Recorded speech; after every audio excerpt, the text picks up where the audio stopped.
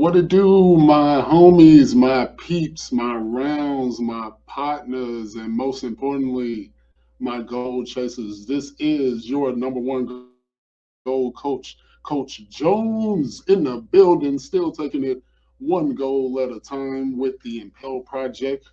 And welcome to Goal Chasers Radio, as far as the number one podcast with all the tools you need to help you get towards that new goal and dream. And today we are on Goal Talks. We are on Goal Talks where we are highlighting the goal chasers who are going out there and getting towards their dream. These are the people who are taking those risks, who want something better for their lives and their community and their family. And when you're on the grind early on, there's not much recognition. It's not a lot of people cheering you on. It's not a lot of people holding you accountable. And it takes strong people to go after the one thing that they want in the whole wide world that they always wanted. It takes courage. It takes learning. It takes somewhat of resilience to get to that new goal and dream. And today on Gold Talks, I have someone very, very special to me. Very, very special guest. Now, usually I say we have a special guest, but this guest has a special place in my heart. This person I met over 2 years ago. I met over 2 years ago, and she has changed my life forever. Just talking to her, I feel smarter. I talk to her every day, sometimes two, three times a day. This person has taught me a lot about grace, which is our topic today. She taught me a lot about business. She just taught me a lot about being a better person. And she talked to me a lot about the state of Mississippi where she is from, and she is very proud of that. And this person, she's an author. She's a media strategist. She's an advocate for mental health. She has a lot of titles. Like, she does a lot. She's learning every day, and this person is my baby, my boo, Jasmine Phillips. What's up, babe? Hey, babe. I'm blushing. That was a great intro. Was it? Did That I? was absolutely. I wasn't expecting that. That was great. That was great. I'm honored to be your baby. Oh yeah, it's an honor to be yours as well, baby boo. You know I love it. All right, okay. I ain't gonna get too Okay. mushy. All right. We gotta be professionals here. Okay. Yes, sir. All right, all right.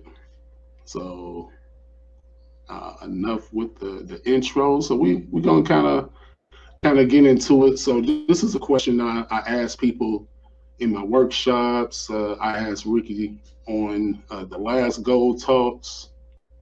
I've asked it on social media a couple times. But Jazz, let me show it here. What advice would you give someone going into 2023? Um, let's see. Advice. Um, every year, a lot of us try to come up with one word that we're going to like zero in on and focus on, right? I think last year my word was intentional, being intentional in everything that I do. This year, um, mine, an abundance mindset. is my advice to everyone. How can we tap into that? How can we channel that? What are some things that we can do to actually get our minds to understand that we can do all things that we ever dream, think, or imagine? So that'll be my advice for 2023, for us to elevate our mindsets, think about abundance, whatever you think you need times 10, right? Whatever you want times 10. You deserve that. We all deserve to go after our heart's desires, and I believe that we can all get to that point.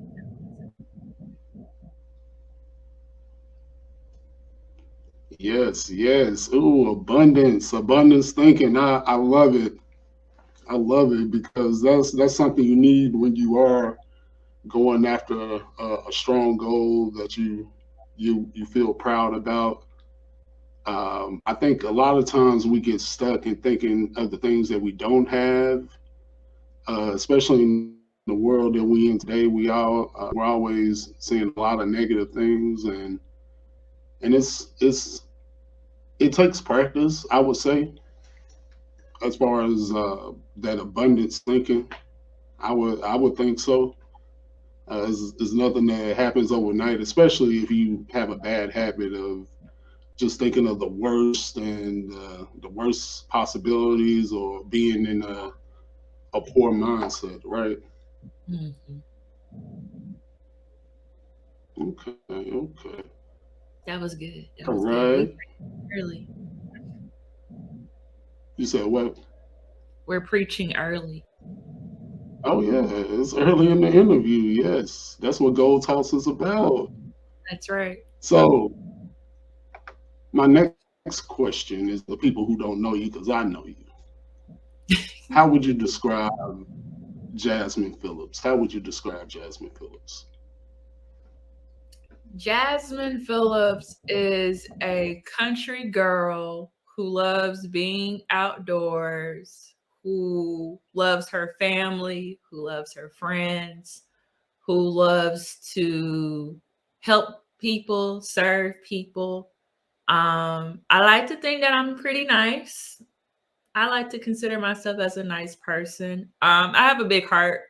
I just want to see people win, especially my community, my family, my friends, you, right?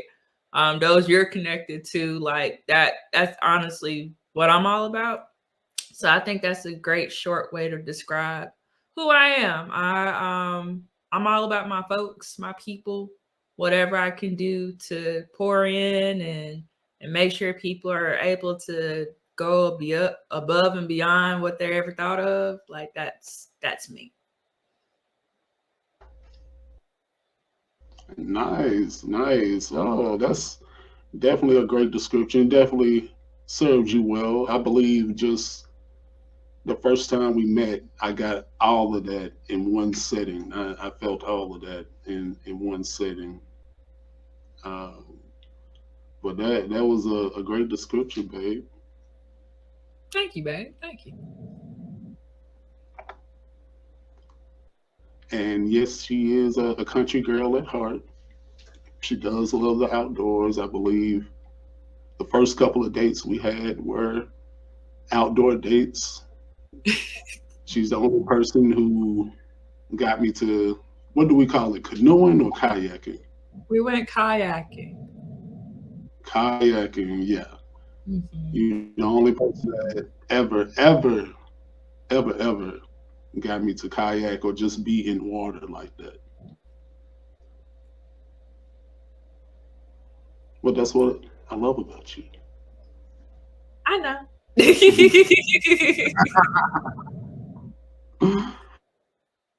Okay, okay. And also, what I love about you is you come from humble beginnings.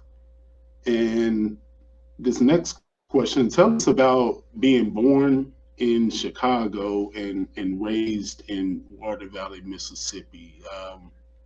I know a lot of people in the South, they kind of have that Chicago and South connection, and it looks like you were a part of that as well. So tell me about, because you were born in Chicago and then you basically moved to Water Valley where you were raised and where you grew up, pretty much. So tell us about that experience and what that was about. Yeah, so both sides of my family, mom and dad's side, have roots in Mississippi, and both sides of my family, a lot of them migrated to Chicago. Of course, we know the stories of why a lot of our people migrated up north for better opportunities to escape the strong Jim Crow laws that were happening across the South at that time, for their safety, right? So my mom was born and raised in Chicago. She's a South Side suburban girl. My dad was born and raised in Water Valley, Mississippi, so he was a big, loud country boy, who spent a lot of time in Chicago with his uncles and his first cousins and stuff like that. It's a small world, right? Because even now at my big age, I've realized that my mom's side and my dad's side actually grew up a couple of blocks away from each other. Right? So it was some instances where my mom's brothers and sisters and cousins went to school with my dad's cousins. And so that's how they actually met. A cousin introduced my mom to my dad, and the rest is history. It's like everybody just kind of grew up together except for my dad, right? So he was able to Hmm. sweet talk my mama into moving to Mississippi. And that was perhaps one of the greatest things I could have asked for. I don't know what my life would have been like had I been a city girl. Not that type of city girl, but a city girl, right? So growing up in Mississippi, grew up in a small town called Water Valley. I think right now it's about 2,300 folks that live in Water Valley. But to put it in like clearer terms, I graduated with about 62 folks. And I knew all 62 people's first, last name, probably half of where they stayed. I knew their parents, they knew my parents, things like that, right? And so growing up in Mississippi was an adventure. You hear stories about people who talk down Mississippi like, oh, it's just dirty and country and it's boring. But that was not my childhood. We made our own fun. We made our own fun, and I am glad to come from families who love to travel too. We weren't afraid to go to Jackson, to Memphis, of course, Chicago. I spent every summer in Chicago of my childhood that I can remember up until I was probably in the 10th or 11th grade. So, although I moved from Chicago, I still have strong roots in Chicago. I know how to get to my favorite spots. I know how to get to certain places in downtown. I don't consider myself a native, but I'm also all about Chicago advancing and improving as well. But Mississippi is where my heart is. My dad passed when I was about 7. I'm in a car accident in Mississippi, and that could have been an opportunity for my mom to just go back to Chicago with all three of us, two sisters. But it was the village in Water Valley who really like surrounded her and was like, if you want to stay, we got you. And so that's how my upbringing in Chicago, sorry, in Water Valley really transformed my life because I got to see what family was all about. And even those summers in Chicago, like my mom's side, they took us in, they supported us in our sports adventures. I was in going to prom, I was on homecoming court, I was taking modeling classes. My aunts and uncles always made sure that we were straight every birthday, every Christmas, right? Um, so I've really got a great understanding of what family was about and how important family was. Um, I mean, growing up as a country girl, I never really hunted like that. I was the one cousin that was afraid to shoot a gun, and I'm still am kind of afraid to shoot a gun. But I'm gonna take lessons. We're gonna get better at that. But I love fishing. You're gonna make sure I get better at that. But I love fishing. I love going 4-wheeler driving. I love going on hikes. I love walking. I love all of that. And like I'll pull over in a minute, like, oh my god, I gotta take a picture of this tree because that's just the type of person that I am. So yeah, that's my story about being born in Chicago, but really being a Mississippi girl, a proud Mississippi girl. And I'll say that until the very Nice, nice. Yes, very proud. You check me a lot on Mississippi if I'm politically incorrect. Definitely, and I appreciate it though. I do appreciate it though, because you should be. You know, you should take pride in where you're from, and because I definitely take pride in Memphis and just my heritage here, for sure. And like you said, my family, you know, my family's here, and you mentioned your family in Mississippi, how it's very strong and things like that. I'm just trying to get my words together. Sorry about that, but yeah, I'm definitely that was definitely a great story hearing about Water Valley. Tell the people, where is Water Valley, by the way. So, Water Valley is about an hour and a half south from Memphis. If you're familiar with Oxford or Ole Miss, or we really like to just say the University of Mississippi, because our nickname may cause some things to be said. We're about 15 minutes south of Oxford, so in between Oxford and Grenada, Mississippi. It's several ways to get to Water Valley. You probably won't even know you're in Water Valley because you're just going to drive right through it from a major interstate like I-55 or a highway like Highway 7 that runs basically through Holly Springs all the way down to like South Jackson, right? We're a proud town. It's progressing. It has life. um, we are a town who really looks out for one another. I would say it's probably 60% white, maybe 40% black. Those numbers may have changed since I left. Um, but honestly, we're a one really happy community. When one hurts, we all hurt, right? So I'm really proud to come from a small town and be a small town hero for sure. Yes, yes, and you taking me there a number of times. It's definitely a beautiful town. Just all the nature and just everyone's so friendly. Just from the stores we go into to your family and your neighbors, and it's definitely not what I expected at first when when you told me about it, but it definitely grew on me for sure. Like as soon as I touched down, everybody was so nice and welcoming, and it felt like home. It felt like home, and I think that's what it should be. I'm glad you had a good time. I did. So you mentioned Ole Miss. You mentioned Ole Miss, and you are a proud graduate of Ole Miss. You support them any way you can.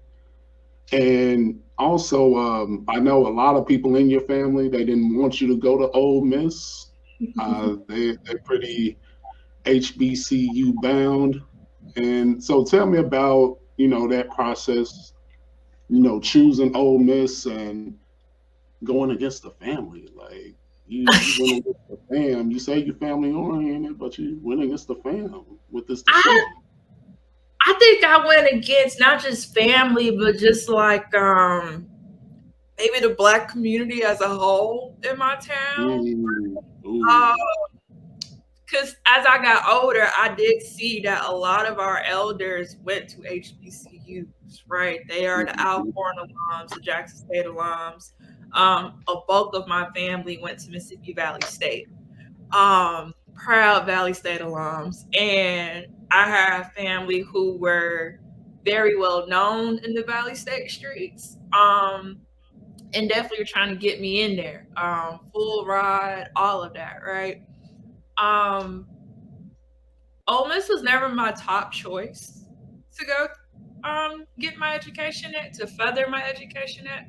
I actually had Jackson State on my list. I had the University of Memphis on my list.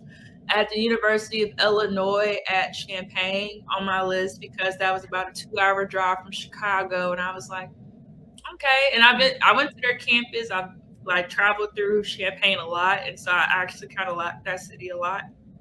Um, I had Mississippi State on my list because there was one point in my life where I wanted to be a veterinarian. Then I quickly changed when I realized that I had to like play with snakes, and I didn't want to do that. Um, so Ole Miss, Ole Miss being so close to Water Valley, we were always on campus. It really didn't feel like I was like going anywhere that was like fun with all the bells and whistles because they're like right up the street. But I ended up getting a full ride to Mm, Ole Miss all 4 of my years of college to be exact. And when it came down to it, they were the ones who were the most flexible. They answered all of my questions. They answered all of my mom's questions. I had some amazing admission specialists that helped me on my journey. I had some amazing mentors and high school teachers who were also kind of Ole Miss grads as well, mm, who knew people in different departments, such as the media center. I was the yearbook editor for my high school. I ended up getting a job at the Ole Miss yearbook my freshman year and kind of advanced all the way to become a managing editor by the time I was a sophomore and my okay. junior year. So that's how I got to Ole Miss. My uncle Tommy, he's probably watched this. He's like the president of the Valley State Memphis alumni chapter. And so we had conversations and we still joke around here and there, but I think I made the best decision that was for me. I know the history of the University of Mississippi is not the most positive. I know that every other moment, we always in the news for something that's negative. But I would tell everyone this: my experience on that campus was life changing. Um, that's where I kind of really got my advocacy muscle, right? Being able to Mm, speak up on things that didn't feel right, that wasn't right. Getting involved in organizations that was walking the walk and talking the talk at the same time. um, Ole Miss was that place where I understand the value of community. We really looked out for each other on that campus, and I am still very close friends with a lot of the people that I met at Ole Miss, white and black, to be honest with you. We may have different views and opinions of things, but one thing that that campus taught us was how to rally for one another when it came down to it, right? mm, So yeah, I'm a big Rebel girl. I love, all Rebel sports except for football. This last season took me through there. I'm not watching another Ole Miss football game again. I'm lying. I mm, probably will, but wow. it's basketball season. It's going to be softball, baseball season. You remember last summer, it was a roller coaster watching the Ole Miss guys win that national championship and the pride that I felt. I was like, Mm, yes, we've arrived. We're having some positivity happening for our school and not mm. no like BS and drama and stuff like that. So yeah, that's my Ole Miss experience. Nice, nice, yes, and I want to commend you on that for sure, because a lot of times when we are making decisions for ourselves to better ourselves and kind of figure out what we want, um, sometimes we may go against family as far as what they want for you, and I know at the end they still want you to be the best person you want to be, despite what school, even if you went to school, whatever. But I do commend you on that as far as doing what you wanted to do, and definitely, although it doesn't have a well, Ole Miss didn't have the best reputation when it came to kind of social issues sometimes, but you was there, like you said, you kind of found out like what you stood on and faced it head on too, like in a place like Oxford. So I definitely commend you on that, babe. Thank you. Thank you. Thank you. Yeah. And I think I've done a good job because I have friends who have little brothers and sisters, and I have little cousins who are at Ole Miss and enjoying their experience and being able to like put their own stamp on their college experience and stand up for what they believe into. It's been a joy, right? I don't want people to be afraid of trying something different. And if it doesn't work out for you, there are other amazing institutions out there that you can definitely continue your education at. But I get asked a lot, do I regret attending Ole Miss? And my answer is no. I have no regrets. If I had to choose it all over again, I would definitely choose the University of Mississippi. I think I would do some things a little differently. I don't think I would be so involved on campus. I think I was in like 8 different organizations, and that is probably why I burnt out by the time I was a senior. Um, Yeah, yeah, I don't regret my decision. I got you. Okay, okay. So, speaking of being a senior at Ole Miss, so what did you learn about yourself after graduating from Ole Miss? You know, going through that experience, being in those clubs, meeting new friends, and just some obstacles and challenges. What did you learn about yourself after graduating from Ole Miss? That relationships were everything. Um, that whole saying of it's not what you know, it's who you know. That played a huge role in my postgraduate experience, right? I think if it wasn't for the relationships that I fostered on that campus, I think my career would have been a little differently.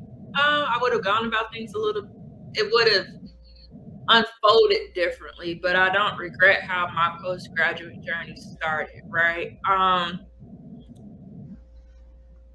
think learning how to work with other people really was a game changer in my career. I majored in business at Ole Miss. I actually got a degree in managerial finance. Although I worked in the media center, I thought about getting like journalism, communications, but my family was very standard. They're like, "Can you make money in that?" And I was like, "Probably not, not right now." So I went ahead and majored in finance, and then got a job at a company right out of college, which was cool for like the first year. I was a manager trainee. And then when I got promoted as a manager and got the opportunity to relocate to a town in Missouri, I realized quickly like this isn't what I want, right? I'm a numbers girl, but not a numbers girl every day from the sun up to sundown. Um, Hmm. and then the type of work that we were doing, it could get very draining, right? So I had to make a decision while living in Missouri, like, okay, am I just gonna keep doing what I need to do just to make sure I pay my bills, or am I going to take this opportunity to really go after what I think I want to do? Mm. All right, so Jazz, Mississippi girl. Now we heard your story of Water Valley, Mississippi. What you learned from Ole Miss, going to Ole Miss, and just being with you and talking with you. I learned so much about Mississippi and just the people from it. So I want to take a break here and just play a game. Let's play a game. Oh, look like we lost Jazz. That is not the game actually, but we're gonna wait till she get back online and let's just wait. But yeah, Gold Chasers. While Jazz is getting back on the line, I got my Gold Chaser crew necks. We are still pre-ordering to the end of January. The end of January, you can get your pre-orders in. pre-ordered crew necks. We got the Gold Chaser one. We have the Speak What You Seek Until You Seek What You Said. Gold Chaser crew neck. That's all, and both of these are unisex, so men and women can wear both. So it's definitely not a problem. But yeah, we doing the big. We doing the big with the Gold Chaser Cruise, and get yours on theimpelproject.com/shop. Go to my Instagram, go to my Facebook, and go to my link tree link, and it'll get you right there. You can get your pre-order, and it comes with free shipping and also 1 month of free gold coaching. So 1 month of free gold coaching consists of 4 sessions once a week, 30 minutes. And what we do is just talk about that goal you want to step into, that value you want to create. So we talk about that when you do pre-order your Gold Chaser Cruise. And look, we got Jazz back online. Hey, Jazz. I'm sorry. I don't. The lights were flickering. I don't know what happened. So I'm back though. I'm back. I'm sorry. No, you good. You good. See, Gold Chasers are solution oriented. So we knew you was finna get right on it. You wasn't finna quit. You was finna come back. See, Gold Chasers, this is what it's all about. This is what we telling you. Like obstacles, we get through them. That's Gold right. Chasers are persistent. Like we That's don't give up. I just did my commercial with my crew necks. We creative, so we on the fly. Like I just did a commercial while you was gone. So yeah. I love. I love it. I love it. Get to it. Let's but get to but before you dipped, we were talking about the great Mississippi and how I learned so much, and that it's so many people who came out of the state of Mississippi. So I want to know who's on your Mount Rushmore of Mississippians. And we know Mount Rushmore consisted of 4 presidents, I believe Washington, Jefferson, Roosevelt, and Lincoln, I want to say. I think that's right. Yeah, okay, we're going to say that. Yeah. But yeah, we're going to, even if it's not right. So, but, We're gonna. uh, right. But who's on your Mount Rushmore? I want to know who's on your Mount Rushmore and why. Ooh. First of all, because you notice, and a lot of people don't know this about her, but Britney Spears is a Mississippi native. I knew she was Just going to be born. number one. Yeah, she has Mississippi roots, and I am a huge Britney Spears fan. She's on my Mount Rushmore. Oprah Winfrey, another Mississippi native. Just seeing her rise in the media landscape. Not saying I want to be the next Oprah, but I want to be able to run corporations and organizations in the way and the grace that Oprah has over the last decade or so. Um, so I got Oprah. I have BB King on my Mount Rushmore because I grew up listening to blues, Mm, real heavy, real bad. I probably know, which we have our our competitions about who knows the most blues songs. You're from Memphis, I'm from Mississippi. mm, Technically, Mississippi is the home of the blues, but people be like Memphis is the home of the blues. But we'll let it, let bygones be bygones. mm. For right Um, now. for right now, we'll let. Uh-huh. But there is a BB King restaurant in Memphis, so he's on my Mm, Mount. And then the last person would be Medgar Evers. Medgar Evers was a social justice, civil rights advocate for Mississippi. Think of him as the MLK of Georgia, the Fred Shuttlesworth of Alabama. There was Medgar Evers. Medgar Evers worked with the NAACP. He was very instrumental in James Meredith integrating into the University of Mississippi. James Meredith was the first Black person admitted into the institution, but Medgar Evers also applied to attend the University of Mississippi and did not gain access. Um, he was shot down in his driveway while his wife and children were home. And the work that he did to put Mississippi on a map when it comes to our civil rights and make sure that Black and brown people in that state had equal rights and treatment, whether it's from healthcare, education, you name it. He's on my Mount Rushmore because I don't think Mississippi would have advanced as much as it has, although it hasn't.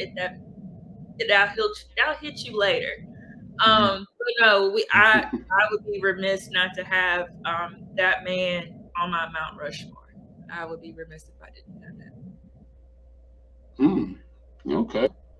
Wow, that's a powerful Mount Rushmore. Any honorable mentions you want to add on that? Jerry Rice is a Mississippian. Um, Oh, okay. he is a big time Mississippi Valley State alum. He was Mm, not one of the first, but of course, a lot of people know a lot of HBCU athletes don't get drafted in the NFL. Um, mm, he still has records that have not been broken. So I would put him honorable mention. If we don't have some rain, we got entertainment, we got social advocacy, we got sports, we got media. There's mm. one more person. Ooh. I'll say somebody current. Her name is Angie Thomas, I Mhm. believe. She's an author. She's the one that wrote the book. You know what I'm talking about. Angie Thomas. Angie Thomas. It sounds familiar. Her they made it into a movie. Um, and that movie was very triggering. The Hate You Give. Mm. The Hate You Give. Okay, I heard of that. Yeah, she wrote the book. They made it into a movie. Yeah, look look into her. I think you'll like her. Okay. Yeah. So that's my Mount Rushmore. Hey, okay, okay. We gon' I like it. I like it. I like it. I like it. Some great people out of Mississippi. I didn't know Oprah was from Mississippi. We kind of I took her when she came to Nashville. We kind of said, "Nah, you from Tennessee now." Like Y'all did. we kind of did. Y'all did. That's okay. But no, Hmm. Yeah. she's a Yes, Mississippian. It's all good. So, Mississippi, like I said, for the most of your part of your life was your home. It was what you was comfortable with. It's where your friends were, your family was. But after you graduated, you moved you moved away. You got out of your comfort zone. You got out of your state, uh, and you went to go pursue your career in Missouri, right? And with that, you learned a lot. Definitely went through some trials and tribulations in there, which led you to your next move. You know, I just want to know a little bit about that and how, as far as what you learned about yourself at Ole Miss in Mississippi, what you learned about yourself. How did it help you on your move to Missouri and Birmingham? How did that help me? Um, it helped me because I knew I had support. Whether I moved to Missouri, Birmingham, whether I would have decided to go to New York City or Alaska, I had a village that was right behind me every step of the way. And knowing that I can experience and try different things, and I still have the support of my family. meant everything to me. Of course, they didn't like it when I moved to Missouri. My big mama, rest of her soul, she was completely against it. She's like, no, that's too far. You don't know nobody there. What if it's like racist? And I'm like, but Mississippi is racist too, big mama. Yeah, But right. would say that because of the stories I learned about growing up, um, living as a black woman in Mississippi, when I got to Missouri, it was a totally different game. Like Mm, racism I experienced in the state of Missouri was like times 20 of that mm, I've witnessed or endured in Mississippi, and even while attending the University of Mississippi. Um, mm, that was one of the key reasons why I knew it was time for me to go. Um, mm, I learned to do what was best for me, right? And I had my family to thank for that. So that's how like Missouri didn't last long. I think I was there for maybe 7 months, and I was like, mm, yeah, it's time to go. I know I can go back home. I literally packed up my duplex in 4 days. I sold everything. I don't even think I put in a 2 weeks notice. I think I just called and was like, yeah, I'm done. Here are my keys. I knew it was time to go because even the work that I was doing, I wasn't even good at it anymore. Like I wasn't mm, the goals or the benchmarks that they have for me. And I was like, they're going to fire me anyway because I'm not producing results right now. And the whole yeah. feeling of being a failure kind of came into play, but it wasn't for me. And I still know people who work for the company who got promoted and advanced and are doing amazing things in the company, but that just was not for me. And I realized that early on, thank God. Um, so I moved back to Mississippi. I moved back there with my big mama. Um, and she was like, "I told you so," and I was like, "Okay, big mama, okay." So luckily, I was applying for jobs still in the finance industry, but I signed a clause I couldn't work for a finance industry near any of the places that I worked with before. So that included Missouri and the state of Mississippi. So eventually, I got an opportunity to work for a banking institution in Birmingham at one of the call centers.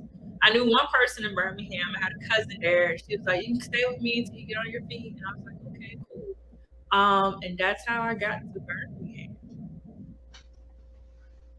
Oh wow, yeah, and I've experienced that too, to where just taking that risk and moving to another state, another city. It didn't work out, but at the end, you do learn something. You learn something new about yourself that you didn't know about, Yeah. and like you said, you still know people in those places that are doing good, doing well, but it wasn't for you at the time. It wasn't your season to be there, which is definitely great that you recognize that. And we got about less than 8 minutes in the interview, but with that, because I feel like your story it made you into the person you are today, and it led you to being the entrepreneur that you are with Phillips Media Agency, doing things that you love. And one thing I want to talk about as well is our topic today, grace. And how would you define grace? Grace to me is the ability to always be gentle with yourself. Um, Grace is how you treat yourself, how you talk to yourself, how you look at yourself, right? Grace is all about how you, as a person, identify, right?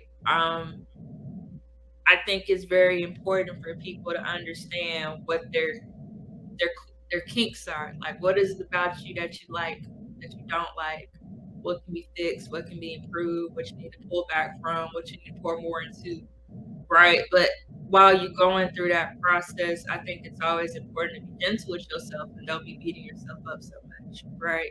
Mm, Um, Life has taught me that life will life, right? There will be good days, there will be bad days, there will be absolutely terrible days.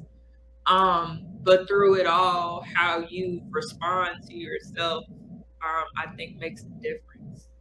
And the way you respond by showing yourself grace, you build yourself up in the process, so your confidence goes up. How you speak about yourself is a lot lighter, so you're able to move and really pursue your goals and those dreams and whatever else that you have on your heart to do. When you're gentle with yourself, you'll find that you get to those places a lot better and with ease than you were if you were just like pounding yourself out throughout that process. mm. And just to be honest, you was the first person to kind of explain that to me, and for me to practice that, and you practice it too. You're like, babe, give yourself grace. I'm like, no, I gotta be hard on myself. Like, I'm an idiot. I'm not disciplined. Hey, you supposed to be telling me this. Tell me about myself. Like that's how I was before, but now I do give myself that grace. Just considering, I have a different journey than others, and we go.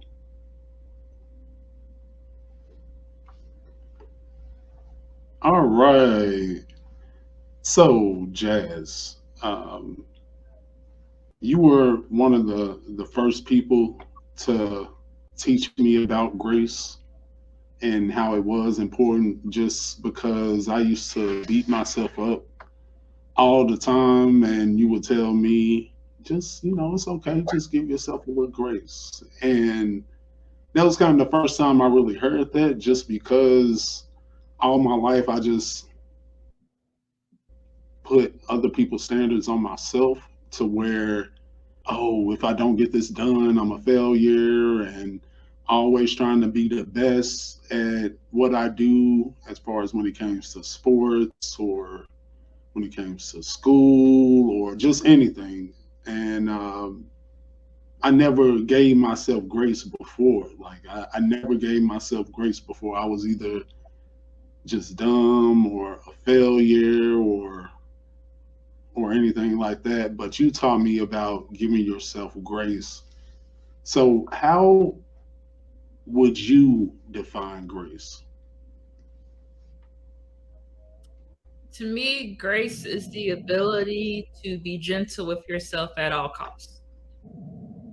Um, how you see yourself, how you talk to yourself, how you feel about yourself, how you um, pour into yourself as well. I think grace is tied into all of that.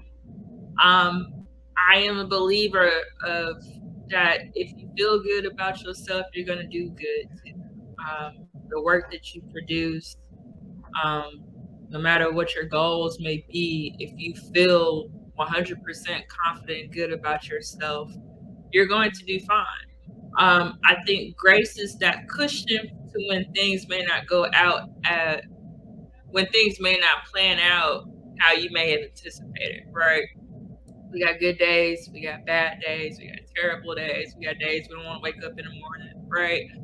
But learning how not to beat yourself up when you feel defeated, when you feel sluggish, when you feel like you're not where you're supposed to be compared to other people, right? I think grace is a life saving action that a lot of us everyday people should. But if you're into entrepreneurship and you're really like creating your own blueprint that has never been done before, I think it's very important that grace is in your routine. How do you talk to yourself when you wake up in the morning? If the project didn't go well, how are you like not just holding yourself accountable for some mistakes that you may make, but even when you do make mistakes, not like pounding yourself about it too, right? Because mistakes will happen. I think how you respond and react to situations is another way how you can build that grace muscle as well. Um, I've learned through therapy, um, grace is like one of the easiest things, one of the hardest things that we can do. Extending grace to ourselves.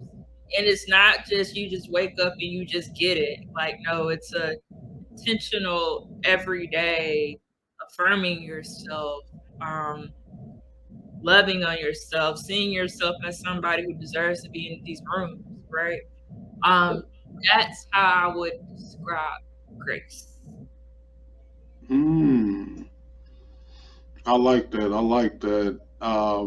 And you mentioned something, and I got a quote I use all the time. What's easy to do is also easy not to do, and that is what I was working on when we kind of first met, as far as giving myself grace. Just transitioning from Nashville to Memphis, and just wanting to move to the next level of my career. Like I had to give myself that grace, and if I didn't, I felt I'll be angry a lot. I feel like I'll be less productive, less creative, just because I got this stigma attached to me. Just that I'm a failure. I'm not worthy of that goal. But goal chasers, you when you're going after your goal and dream, you definitely have to give yourself that grace, especially when going after something new, something you never done before. You can't beat yourself up on it. You're not perfect. No one is. And when starting out, no one is perfect when trying to accomplish a big goal or dream. And what I've learned is grace is definitely a tool that you need. It's easy to do, but it's easy not to do as well. Just because we're surrounded by a negative world, by negative people, negative ideas, things that want you to stay in one place and not be successful. So it is hard, but you got to practice every day to say you are worthy of that goal. This is just a bump in the road. Um, you're gonna learn from whatever obstacle or issue that you're going through, and you're gonna be successful, just like Jasmine here, just like Jasmine, how she had grace with her career. And so for other people there out there, Jazz, how do you think people can add more grace in their life right now? So say for example that one goal chaser out there is who may have hit a wall, and who is out there beating themselves up just because they made a mistake when going after something new. How do you think they can add more grace into their life? I believe that there's always a positive way to looking at something that may be negative, right? Um, a mistake I made once was not following up with a client, and the client ended up not wanting to work with me anymore towards the end of the contract, right? Um, the easiest thing I could have done was just beat myself up about that one mistake, right? Like, man, this not only just a mistake, it's a costly mistake too. So now how am I gonna like find and go for another client, right? To fill in that gap, right? Um, one of the things I did to overcome that was okay, what's the lesson out of this? Right. So now I make it my mission to try to respond back to everybody within 24 hours, right? Even if that might be on a weekend, because to the client or whoever I'm working with, no communication at all after a certain time period is a red flag, right? It may show that you're not professional, you don't take the work seriously. Do I trust you with my work?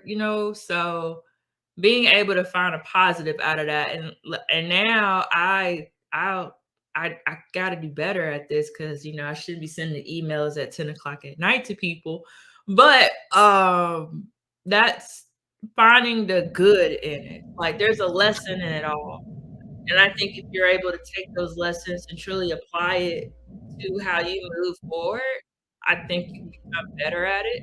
I mean, think of all the top CEOs or authors or creatives you may know, entrepreneurs you may know. If somebody comes to you and say they've never made a mistake, they are lying and you should not be taking advice from them. The questions you should be asking, Right. right? The questions that you should be asking those types of people when you meet them is, okay, tell me one mistake you made and how did you overcome it?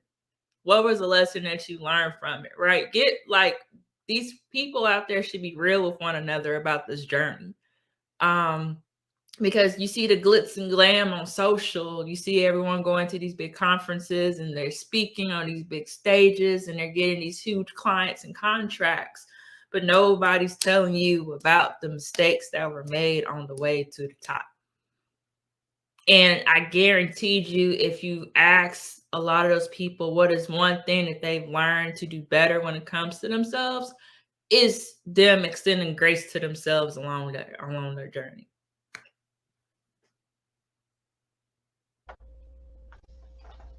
Oh wow. Yeah, that's powerful stuff. Definitely. I have read a lot about a lot of celebrities, and they always mention grace. They always mention not beating themselves up, and just like you said, looking for the good in any situation, like looking for the good, looking for the roses amongst the vines, as you would say. So that, as far as goal chasers, keep that grace with you, keep it next to you.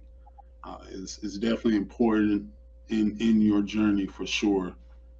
And just switching gears here, Jazz. Now we talked about growing up Chicago, Mississippi. We talked about Missouri, but it's one place that I feel you found your step. You know, you kind of found your step. You kind of found your tribe, uh, and you were really goal chasing in Birmingham. You went for one thing and came out a totally different person in Birmingham, Alabama. So let's tell me about first, because I think we haven't done this. Tell me about no. This is what we'll do. Tell me about your journey in Birmingham, and then kind of tell me about who you are as far as what do you do now. Like, what do you do as of right now? Okay, I can do that. Um, I came to Birmingham as a customer service representative for a bank, working at a call center. But I also had in the back of my mind when I moved to Birmingham, that was probably going to be that time where I start thinking about going back to school to get another degree or get a master's in something, right? However, while I was working at the call center, I just felt this like nudge to just check out like how to get back involved in the media landscape, how to get back into my writing bag because I did enjoy writing for a time period, how I was able to help people share their voices and tell great stories. So I started looking into programs at the University of Alabama at Birmingham. They call it UAB. They had a lot of great postgraduate programs where I would be able to transfer a lot of my credits from Ole Miss, so where I didn't have to start all the way over. I applied to be in their MBA program to study marketing, but after two unsuccessful attempts at the GMAT, I was not able to gain entry. But they were able to work something out to where I was able to take graduate level courses in marketing and social media, and still come out with a degree, which was a bachelor's, postgraduate degree in social media marketing. With that, I was able, while attending classes, I was able to get an internship at iHeartMedia radio station and was basically the social media intern. So I was going on the web, finding some positive stories that the broadcasters can talk about. I was using this weird, funky software program they had back then. I can't think of the name of it, but you were able to post automatically to Facebook and Twitter. Instagram was still an upcoming app at that time. So a lot of those software programs didn't have Instagram connected to it like that. So I had that internship. I actually stopped working at the bank when I got that internship because it was getting harder to manage both. And honestly, I hated working at that bank. I hated it. Customer service was something I just was getting really tired of working in because you never know what's going to be on the other side of that phone when people do ring the bank as well. Mm. Yeah. So I saved a little money. I didn't save a whole lot. That was one mistake that I made early on, to where it's like, okay, I'm never going to quit a job again unless I got this much in the bank that I could live off of, right? Because it Hmm. was tough, having to like basically voluntarily give my car up, right? Um, Not sure how to pay rent sometimes, right? All because I was on this mission to get back into an industry that I really did enjoy being in, right? Family didn't quite get it. Friends were like, "Are you sure about this?" And this was also Birmingham was that place where my mental health became a huge thing, for me, because you're going through so many transitions, and there was times where I continuously felt like I was failing, I wasn't advancing, I'm behind, I'm broke, I'm not eating, my hair falling out, right? So um, I was able to leave that internship, and I met a wonderful human being by the name of Deanna Reed. I'm in Atlanta, of all places, and she was the marketing promotions director for 95.7 Jams, which was a hip hop radio station in Birmingham. I started interning there, fell in love with the station, the people who worked there. There were so many greats there, like Miss Cat, may she rest in peace, was an amazing disc jockey there.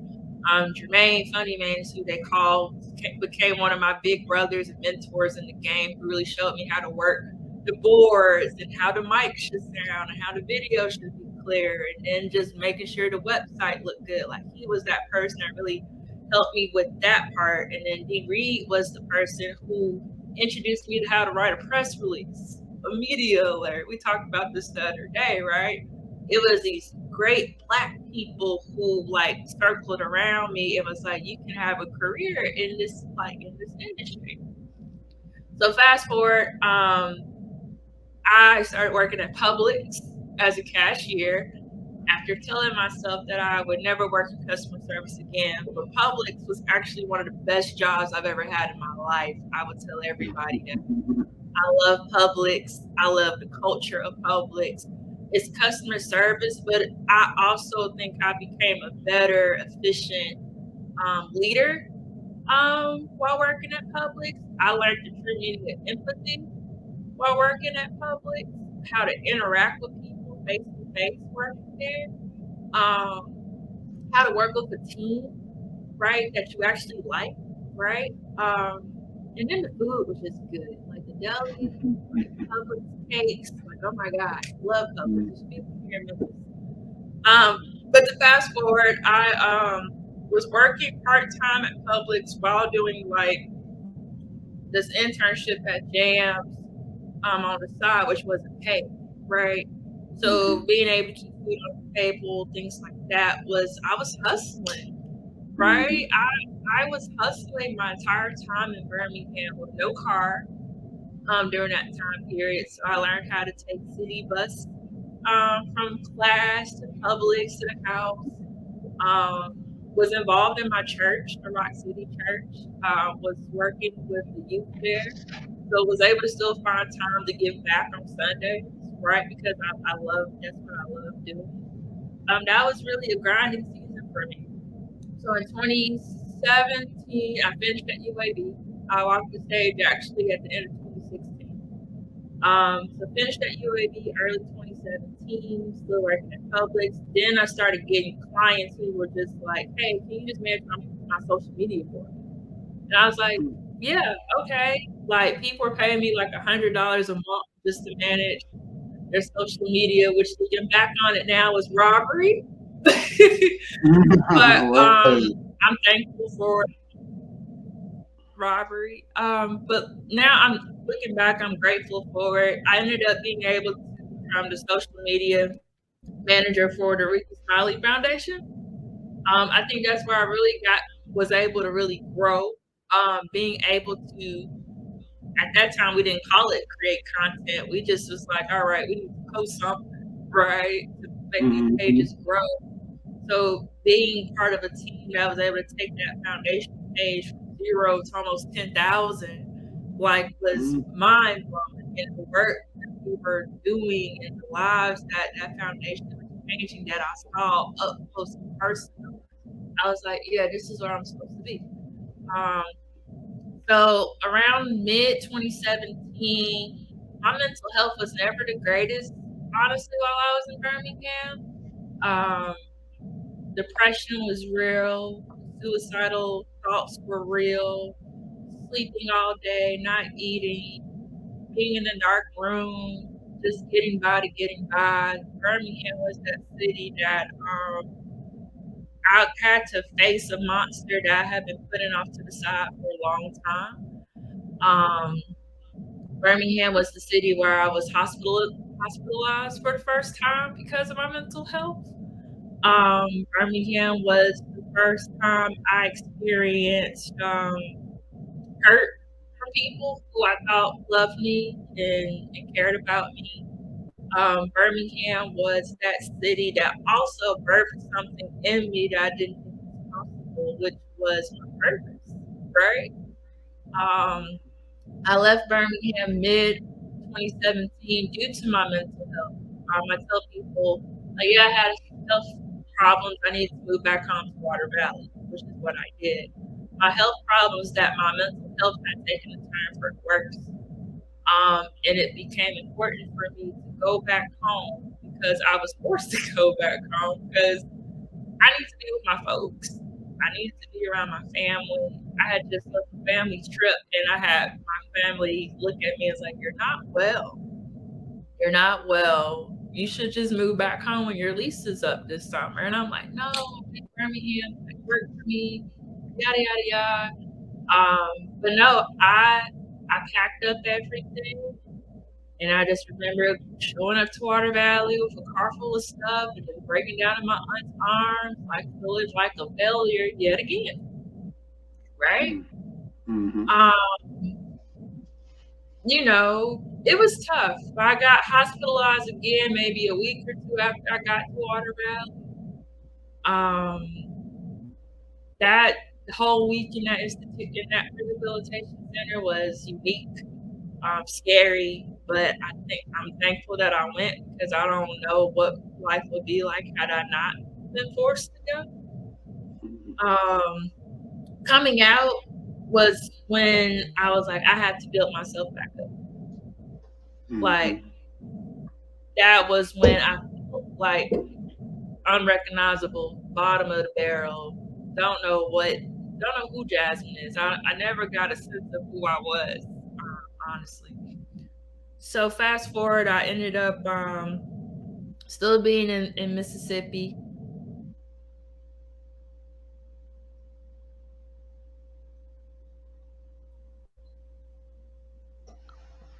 Josh, Yeah, you froze up a bit. Josh, Yeah, can you hear me? Can you hear me? Hello, hello, hello. Yes, I can hear you now. Okay, all right, good, good. Yeah, it looked like you were breaking up a bit. Yeah, your screen froze. Hmm. But Yeah. okay, I fast forward before technology cut us off again. Um, yeah, I got help. I started my healing journey. I was still coming to Birmingham every once in a while, working on side projects for events and helping with marketing and stuff for that. Um, Early 2018, I decided to move to Memphis. Memphis was never on my list of cities to move to.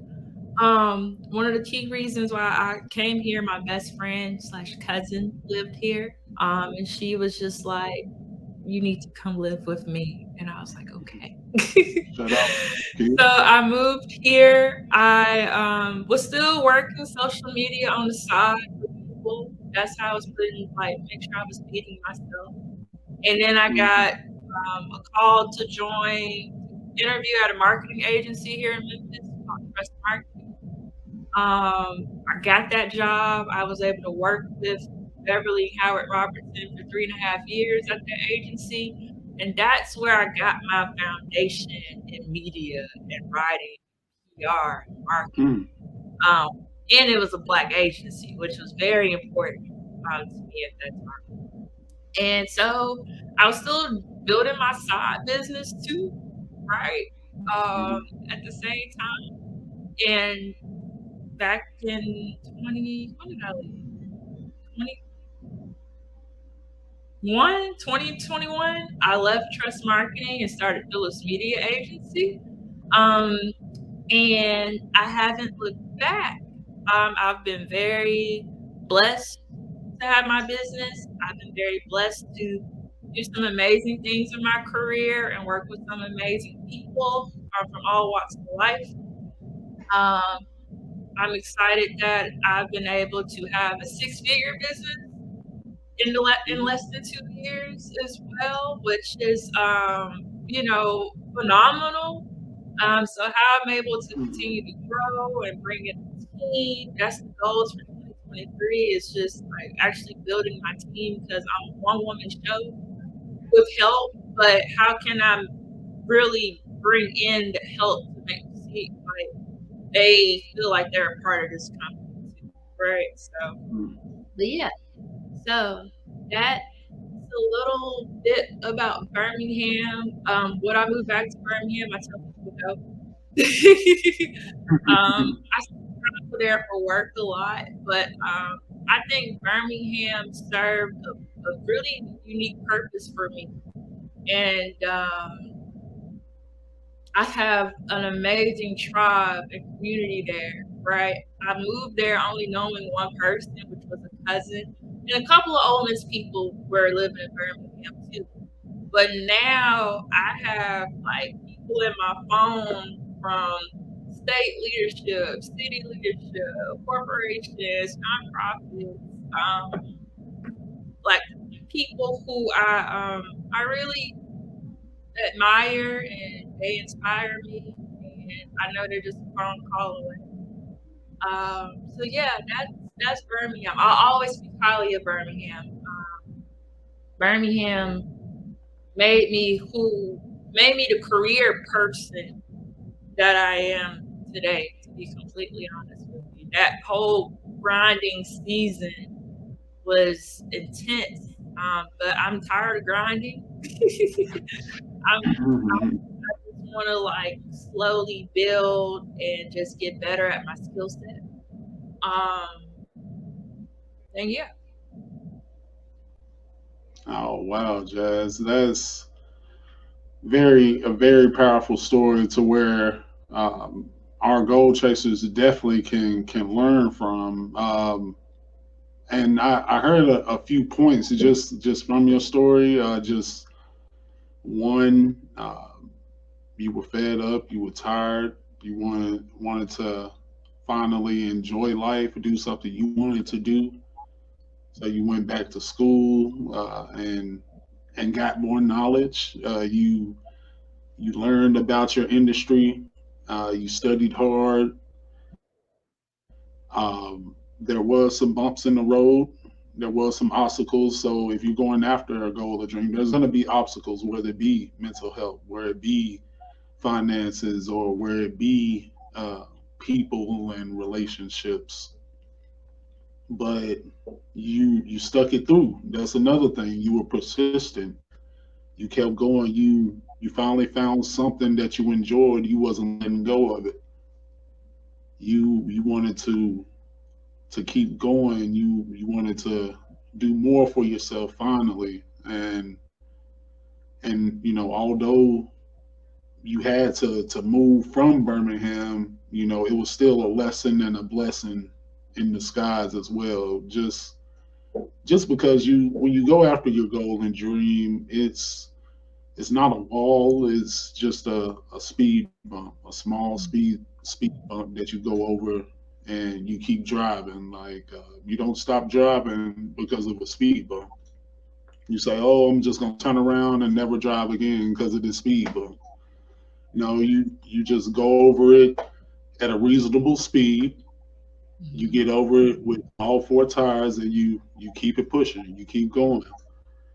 And I see that's what you did on your end, and you really took a chance as well as far as going after your dream and starting your own business and dating me too. So at the same time, which What is at the you same time? wow, so it's two businesses you had to handle at the time. But I'm definitely blessed to be a part of that journey and just to see you just go through that and just to step in to yourself and who you really needed to be and wanted to be and have to be. So I'm honored. Thank you, babe. No problem, no problem. So, you've been an author. You wrote a book. I've seen you travel the country just to help those who needed to vote to get out there and vote. I've seen you host concerts. I've seen you work with all of the HBCUs in Alabama. I've seen you work the World Games with all the athletes around the world, and I just want to know what's next for you.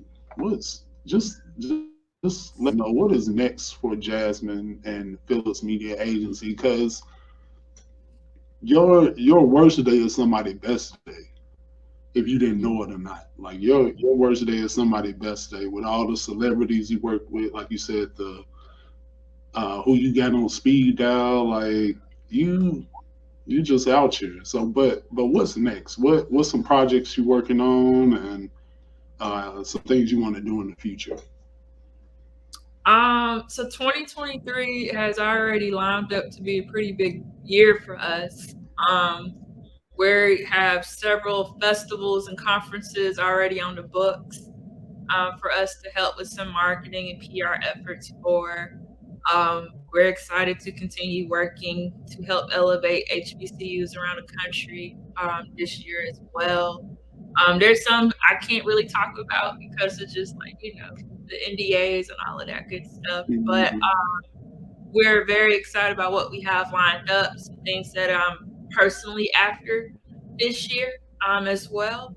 A lot of traveling this year too for work that we're very excited about. I'm really trying to elevate Phillips Media as not just the small boutique agency that people are afraid that we can't handle the work or what comes with them. We can, right? Me and you just talked about this earlier today, how I want my agency to be in a conversation when people need somebody who is going to do the work. They think of Phillips Media Agency, right? Mm, Um, the, we go above and beyond what we're asked to do, and we do it with dignity and a grace about ourselves that make it easier for people to want to continue working with us, right? mm-hmm, Um, the stories we've helped to elevate, the voices that have been spotlighted. Um, we're very blessed and proud to be able to do the work that we do, whether it is working a festival in the Birmingham Civil Rights District, or whether it is helping a Memphis-based business owner, elevate her retail brand and get her product on shelves across the globe. Right? We got range. We're able to like dibble and dabble and really make people like help people accomplish their dreams in their businesses. Um, I really just want to like build my team this year. Because with new projects, with new clients comes more responsibility. So me learning how to be an effective leader, learning how to communicate, how to delegate, how to trust my folks, how to train and teach. Like I'm taking some professional development courses and involved in a couple of organizations around here in Memphis to help me get to that point. Because I really see us like taking taking over, right? And bringing people around us, with us who can win too. Because there's enough out here for everybody. So I'm not looking at the next agency, seeing what they're doing and things like that. Like when I'm working with somebody, I'm focused on them, what their goals are, and how our services can help them with that. So to break down Phillips Media Agency, we are a social media management and public relations firm. So we help with all kinds of social media marketing, producing content, creating content, helping people stay organized with their content, right? Because most of the time we don't have to do a lot of creating. We come across people who already have a lot of content and they just don't know what to do with it, right? So we're able mm-hmm, to help them strategize, come up with the strategy, the plan, the goals, right, with their content and what they want to achieve. With public relations, people think of media and news, but it's a lot deeper than just writing a press release, right?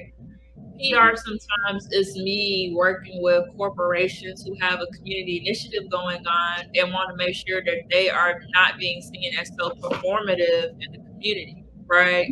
How are we mm-hmm, tailoring that strategy to make it known to the residents like, no, this initiative is really trying to help you, right? So PR is different. Every day is a different day. I never have the same day. I don't work with the same type of client. Like the clients are in different industries across the world, and so we're excited. We're excited. Excited about 2023 wants to come, and then the years to come after that. Right? Like I want to be able to retire by the time I'm 45. What we're 32 right now. mm-hmm, Like, and my ultimate dream is to just become this best-selling author of like 10 dozen books, and just renowned speaker, and maybe creative director, maybe a little producer behind the scenes. But mm-hmm, that's what I want to do. And take my brand as Jasmine's Bloom to that next level with that, right? Um, there are a lot of African American, there are a lot of Black women, young Black women who need some mental health support out here. And if my life is any way of an example for them to see that if I could go through it, they got it too. mm-hmm. I think I've done my job, and I think my purpose here is quite clear. There you have it, folks. Jasmine Phillips, my boo, my babe, and she has some great things in the future. As you can see, she's a amazing media strategist, amazing author. So go cop that. as Jasmine Blooms on Amazon, right? It's on Amazon. You can Oh, still buy it on the website too. But oh, on Amazon, the web. Tell them the website. the website is asjasminesbloom.com. That is asjasminesbloom.com or jasmineandphillips.com. Either way, you'll find it. Um, Mm, we're on Amazon. Just type in Ask Jasmine's Bloom or Jasmine Phillips. You'll come across the book as well. You get faster shipping with Amazon. mm-hmm, The only thing about Amazon, I ship my books personally because the money that you get from Amazon don't come into your pocket for almost 2 months, right? mm-hmm. So, I like to support local businesses directly sometimes instead of using third parties because I know the money means a lot more to them. So Yep. yeah, either way, I can share the link with you as And we are out of time, as you can see from the alarm. But it was great, babe. Thank you for this great interview. I know a lot of people have learned a lot as far as what you do, and people who want to get into media. I think they learned a lot as well. Just seeing your grind going from one industry and going to another, so it is possible, and they don't have to listen to the naysayers who say, "Oh, why are you doing this? There's no money in this," and follow your heart, goal chasers. Follow your heart, work hard, overcome those obstacles, and keep it pushing. Stay persistent. and But let that's me all. uplift you real quick before we go, because you knew I was about to do this. Really. Thank you for having me. Mm-hmm. Thank you for the work that you are doing with the Impel project, right? I think it's yes, you better plug yourself. I Mm-hmm. think the work you're doing is very crucial for our community. A lot of people are scared to go after their goals, right? And sometimes they may not need this big like celebrity to like tell them what they need to do. Sometimes it's hearing for somebody who grew up in the same area, who had the same background, upbringing.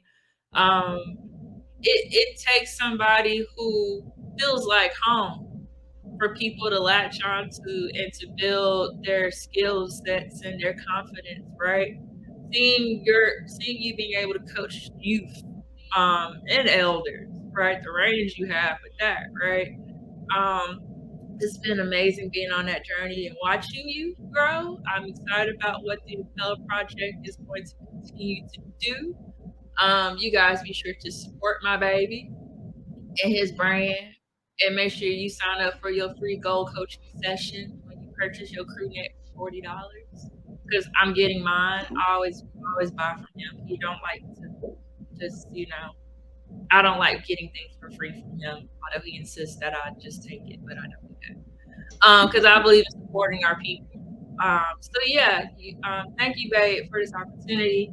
Um, I'm super proud, excited. Can't wait to see what 2023 is like for the Impel Project and Josh Wan Jones. Your number one goal coach, taking things one goal at a time. That girl spitting. That girl spitting right there. I appreciate it. I appreciate you hyping me up. Thank you. Thank you.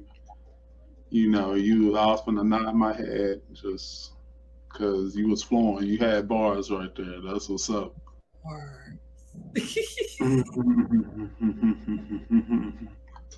But yeah, Gold Chasers, that's a wrap for Gold Talks. Check this out on all your podcast outlets and subscriptions, Apple, um, Google, Spotify. Also, check it out on YouTube as well. And that's all I got, Gold Chasers. And don't forget to pre order your Gold Chaser crew nets. Do not forget that, as my babe said. We got the Speak and Seek crew neck, and we got the regular Gold Chaser here. So definitely do that and and get some goal coaching. Let's get it. But that's all I got.